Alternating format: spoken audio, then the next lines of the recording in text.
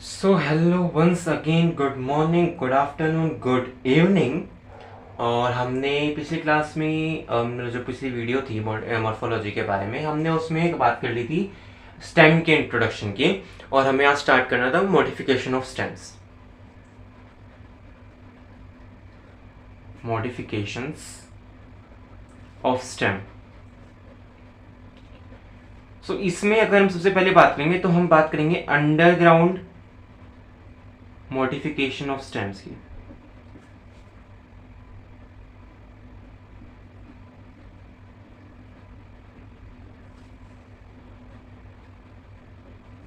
Alright, कि मतलब stems जो जिन प्लांट्स की स्टेम अंडरग्राउंड होती है उनकी उन स्टेम्स में किस किस तरह की हमें मॉडिफिकेशंस देखने को मिलती है। तो अगर मैं इसमें सबसे पहले बात करूं तो हमारे पास एग्जांपल आता है ट्यूबर। अब ट्यूबरस रूट भी थी हमारे पास, तो यहाँ पे थोड़ा सा, लेकिन यहाँ पे किसका एग्जांपल है, ये स्टेम का एग्जांपल है। तो ट्यूबर का अगर मैं एग्जांपल लूँ तो ट्यूबर के बारे में अगर आप इस स्टेटमेंट पे लिखना चाहें तो कुछ इस तरीके से लिखेंगे, oval spherical shape underground stem. So underground stem है, बस यहाँ पे हमने शेप के बारे में बात करी इस लाइन में कि ओवल है और स्फेरिकल होगी, ठीक है ना। इसका एग्जांपल है पोटैटो। मान लीजिए पोटैटो का कुछ जैसे ड्रॉ करता हूँ, ठीक है ना, और ये हमने कुछ इसके लिए बना दिया। तो देखिए देखिए यहाँ पे मैं इससे पहले आपको एक चीज़ बताना चाहूँगा। देखिए जैसे स्टेम होती है ना, ये मान लीजिए इसकी नोड है, ठीक है। तो नोड्स पे से क्या निकलेगी, ब्रांचेस निकलेंगी। तो ब्रांच और जो मेन स्टेम के बीच में जो एंगल बनता है उसको हम कहते हैं एक्सिल। दिस एंगल इज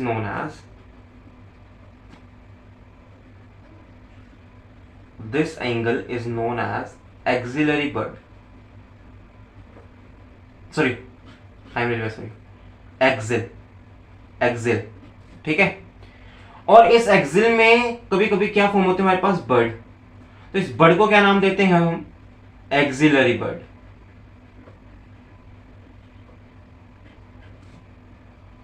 ठीक है जी। और ये जो एक्सिलरी बर्ड है ये किस चीज में यूज होती है, यूज्ड इन वेजिटेटिव प्रोपगेशन।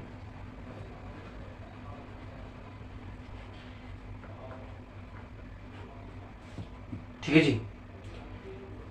ये आपको ये चीज मैंने क्यों बताई कि मैं आपको ये चीज यहां पे बताऊंगा।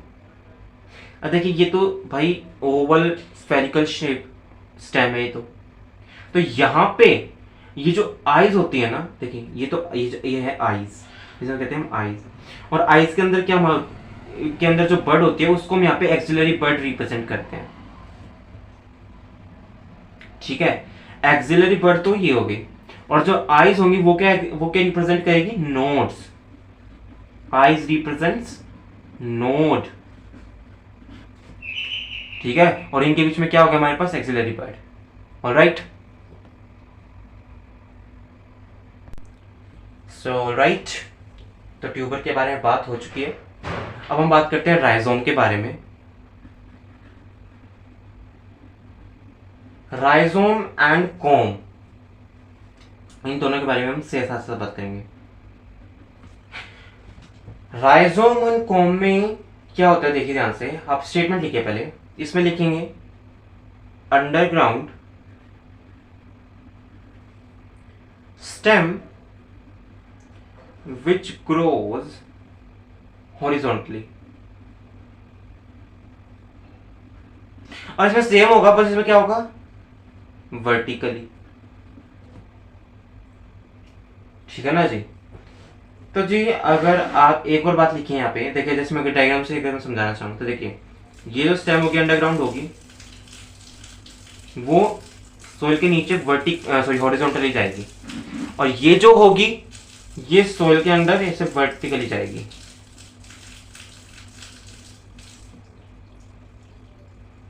ठीक है जी। और इसमें एक और चीज इसका होता है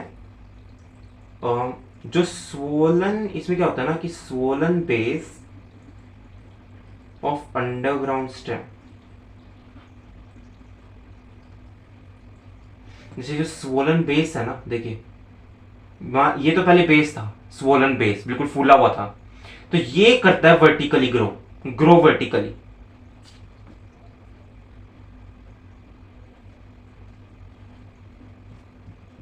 ठीक है जी। तो ये दो एग्जाम, ये इनमें ही फर्क था बस राइजोम और कॉम में। अब इनके एग्जाम्पल्स जो है राइजोम और कॉम के, बहुत बता देता हूँ एक बार। देखिए जी, राइजोम के एग्जाम्पल एंड कॉम के एग्जाम्पल। राइजोम का एग्जाम्पल लिखिए जिंजर, टर्मरिक, बनाना, कैना एंड वाटर लिली। ठीक है जी। कौन के एग्जाम्पल लिखिए एलोकेशिया, कोलोकेशिया, जमीकंद, क्रोकस, क्रोकसिस सैफ्रॉन एंड अमोर्फेलस, अमोर्फ्रोफेलस।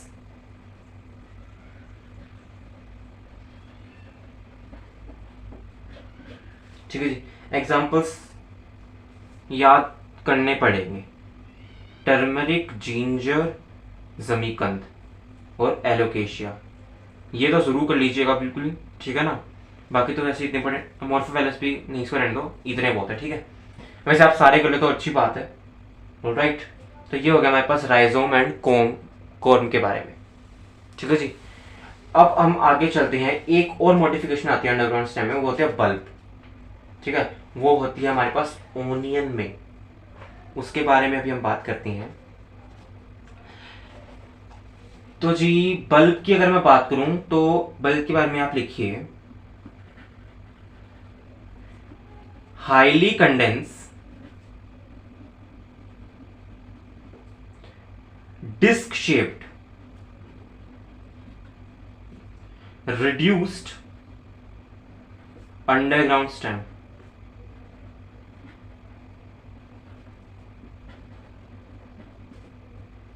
ऑलराइट। अब इस टर्म को मैं कैसे एग्जांपल रखूंगा, देखिए डायग्राम से एक्सप्लेन करता हूं। जितने भी हम चीजें देखते हैं, जैसे हम ओनियन के खाते हैं ना, तो वो सारी उसकी फ्लैशी लीव्स होती हैं। क्या होती है? फ्लैशी लीव्स, जो ये क्या होती है? एडिबल। और ये क्या करने लग रही है? Storage of food. लेकिन जब वो इनको छीलते हैं तो अंदर देखिए आपको ना येलो कलर का पार्ट दिखता होगा, फिर व्हाइट कलर का मिलता है कहीं में, बिल्कुल एक अंदर बिल्कुल रिड्यूस स्टेम होती है, जिसमें से नीचे से रूट्स निकली होती हैं, इसमें से निकली होती है, उसको कहते हैं बल्ब। क्या कहते हैं? Bulb. And it is highly condensed disc shaped reduced underground stem. ठीक है जी। अगर मैं एग्जांपल की बात करूं तो मैं देखिए ओनली ओनियन, एक आप कर सकते हैं ओनियन एंड गार्लिक। ठीक है जी। ये हो गया हमारे पास कॉर्न के बारे में, सॉरी बल्ब के बारे में। अब हम आगे बात करते हैं सब एरियल मॉडिफिकेशन के बारे में। हमने अभी बात करी है अंडरग्राउंड स्टेम जो होती है उसके मॉडिफिकेशन के बारे में। अब हम बात करेंगे सब एरियल मॉडिफिकेशन के बारे में, मतलब जो जमीन के पैरेलल होगी लेकिन हवा में होगी, sub aerial modification, sorry to यहाँ पे, ऑफ स्टेम। ठीक है जी। तो इसमें सबसे पहले एग्जांपल आता है रनर। रनर के बारे में स्टेटमेंट लिखिए, it is a creeping stem with large internodes, एक लार्ज इंटरनोड्स, एक्चुअली आज मेरी राइटिंग में खराब आ रही होगी शायद, internodes run parallel to earth surface.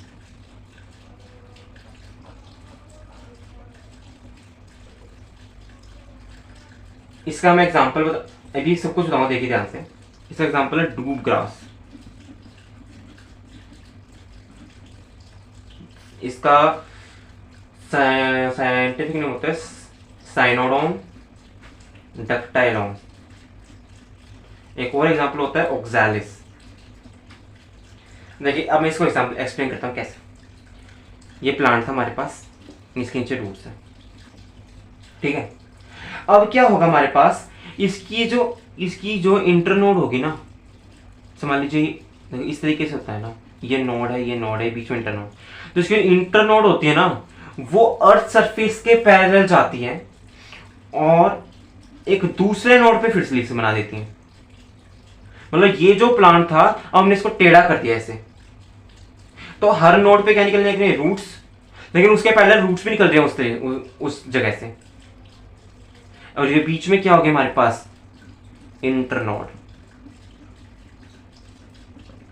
थोड़ी सी आप इसको याद भी रख सकते हैं, वैसे तो रनर के बारे में वैसे इतना इंपॉर्टेंट भी नहीं है, आगे तो थोड़ा सा आता है, थोड़ा सा कभी कभी क्वेश्चन आया है इस पे, वैसे इतना इंपॉर्टेंट नहीं, लेकिन आप इसको समझिए मैं क्या कहने की कोशिश कर रहा हूं कि it is a creeping stem with large internodes run parallel to earth surface.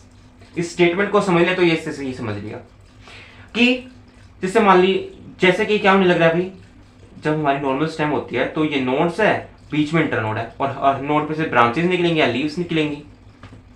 Alright, सब कुछ नोड पे से होगा। तो यहाँ पे भी सेम सिस्टम है, लेकिन वो क्या हो रहा है, horizontally to the earth surface के पैरेलल होने लगी वो चीज। और यहाँ पे क्या है, जो इंटरनोड्स है वो बहुत ही लार्ज होते हैं, मतलब काफी दूर दूर होते हैं ये प्लांट्स, ठीक है। लेकिन है ये पूरा क्या, एक ही प्लांट, लगेंगे दो, ठीक है ना।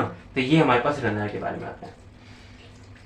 अब आता है जी एक स्पेस तो है नीचे, लेकिन उसके लिए उसको पहले हम 2 और 3 करते हैं अच्छे से। One is stolon and one is sucker.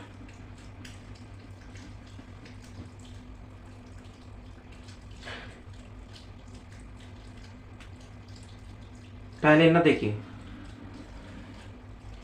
इन दोनों में कॉमन पॉइंट है, पहले वो लिखिए क्या कॉमन पॉइंट है। देखिए, both stolon and sucker arises as oblique branches from basal underground part of stem। ये इसकी कॉमन बात। अभी सब कुछ ऐसा एक्सप्लेन करूंगा, ध्यान से देखने का, ठीक है। डिफरेंस कहां है, अब डिफरेंस में देखिए क्या लिखना है, पहले लिखिए एक बार आप, जो कि modifies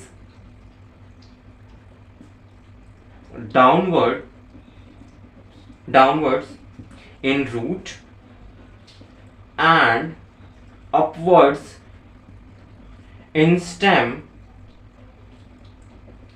eight point of contact.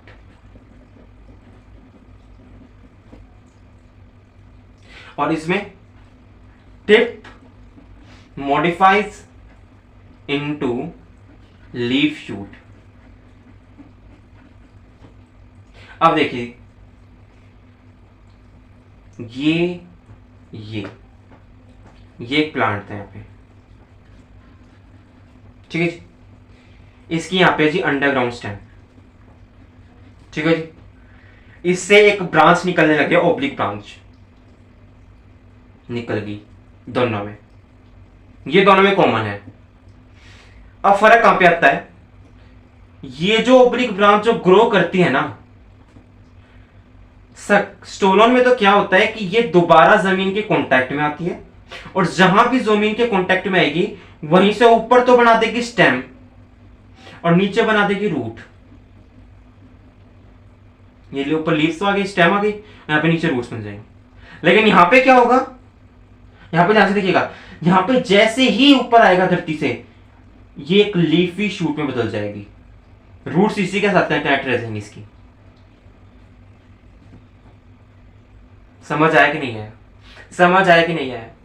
देखिए कॉमन क्या है कि दोनों ही अंडरग्राउंड पार्ट ऑफ स्टेम से के का जो बेसल पार्ट है उससे ओब्लिक ब्रांचेस के रूप में निकल गए, लेकिन ये क्या होगा, ये निकलेगी दोबारा जमीन के कांटेक्ट में आएगी, और जहां पे कांटेक्ट में आएगी वहां पे ऊपर की तरफ स्टेम और नीचे की तरफ रूट, मतलब पूरा एक अलग प्लांट की तरह बनाएगी। लेकिन सर्कल में क्या होगा, जहां से निकलेगी वहीं पे एक लीफी शूट बना देगी, मतलब वो उसी प्लांट से क्या रहेगी कनेक्टेड। ये बाद में हट जाता है लेकिन ये नहीं हटता इससे। ठीक है जी, एग्जाम्पल लिखिए, इसका लिखिए फ्रगेरिया। फ्रगेरिया इज वाइल्ड स्ट्रॉबेरी। डबल आ रहा है यहाँ पे। जैस्मीन और एक लिखिए पेपरमिंट। पेपरमिंट, ठीक है जी। इसका एग्जांपल लिखिए, मिंट, पाइनएप्पल,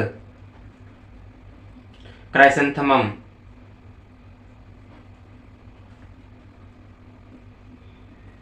बनाना। बनाना में एक और चीज, जो मेन स्टेम होगी इज लीफ बेस। वो आगे पढ़ाऊंगा, आप एक बार इसको लिख लीजिएगा कि main stem is leaf base. ठीक है जी। तो ये हमारे पास एक दो और आते हैं सब एरियल मॉडिफिकेशन शायद। हाँ जी, एक और आती है ऑफसेट। ऑफसेट को मैं यहां बता देता हूं। Offset,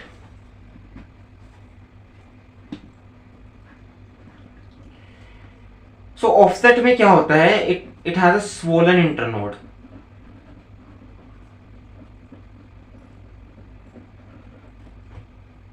and it mainly occurs in hydrophytes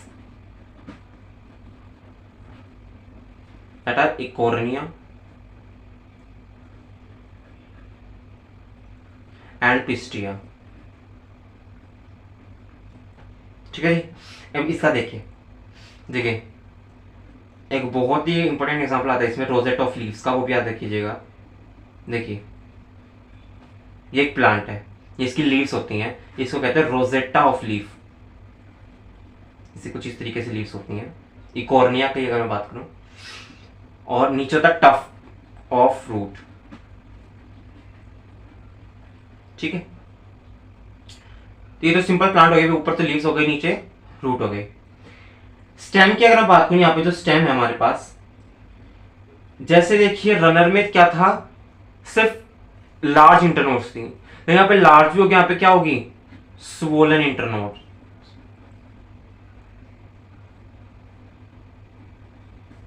और दूसरी नोड से क्या होगा, एक और ऐसे रोसेट्टा ऑफ लीव्स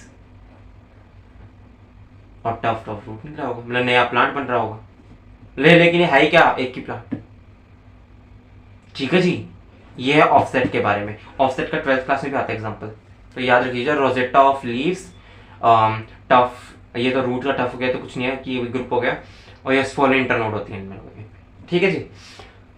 अब जी हो गई 18 मिनट की। मुझे नहीं पता था कि इतना टाइम लगेगा इसमें। अभी एरियल मॉडिफिकेशन बाकी है स्टेम की, वो हम नेक्स्ट क्लास में डिस्कस करेंगे।